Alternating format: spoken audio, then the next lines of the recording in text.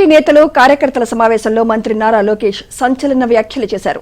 త్వరలోనే ఇసుక మద్యం కేసులో అక్రమాలకు పాల్పడిన వారు జైలుకు వెళతారని పేర్కొన్నారు.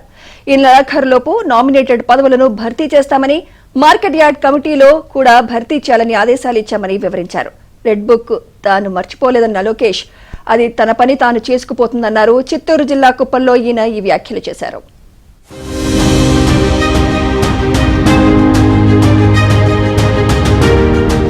త్వరలోనే టీడీపీని బూత్ స్థాయి నుంచి పునర్నిర్మాణం చేస్తామని, పార్టీ కోసం ఫిబ్రవరి నుంచి అధిక సమయం కేటాయిస్తామని మంత్రి నారా లోకేష్ తెలిపారు.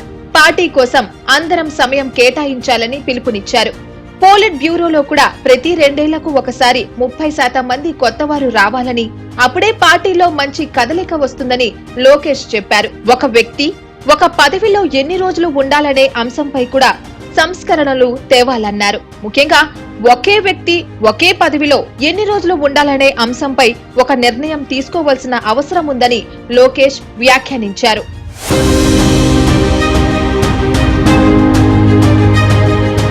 సమావేశంలో పాల్గొన్న కొంతమంది కార్యకర్తలు రెడ్ బుక్ గురించి అడగడంతో రెడ్ బుక్ ను తాను మర్చిపోలేదని, తన పని తాను చేసుకుపోతుందన్నారు. యువగలంలో పోలీసులు ఎన్నో ఇబ్బందులు పెట్టారని, తప్పు చేసిన వారెవ్వరినీ వదిలేది లేదంటూ లోకేష్ వార్నింగ్ ఇచ్చారు. అనవసరంగా కేసులు పెట్టడం టీడీపీ విధానం కాదని, సోషల్ మీడియాను చూసి మీరు కంగారు పడి నన్ను కంగారు పడేలా చేయవద్దని లోకేష్ వివరించారు.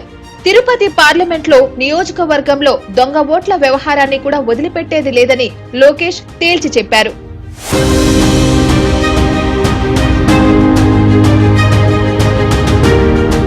దేశ చరిత్రలో ఏ ప్రాంతీయ పార్టీ చేయని విధంగా కోటి సభ్యత్వం నమోదు చేశామని, జనవరి నుంచి మళ్లీ సభ్యత్వం నమోదు మొదలవుతుందని మంత్రి లోకేష్ చెప్పారు.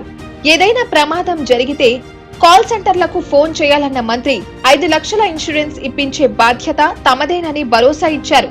ఈ నెలాఖరుకు నామినేటెడ్ పోస్టులు భర్తీ చేస్తామని లోకేష్ చెప్పారు. పంచాయతీ ఎన్నికలు రాబోతున్నాయని, పాత పంచాయతీలు కొనసాగే విధంగా చర్యలు తీసుకుంటామని తెలిపారు. సమస్యలు తలెత్తినప్పుడు అలిగి ఇంట్లో కూర్చుంటే పార్టీకి ద్రోహం చేసిన వారు అవుతారన్న మంత్రి చర్చల ద్వారా సమస్యలను పరిష్కరించి ముందుకు సాగాలని కార్యకర్తలకు పిలుపునిచ్చారు.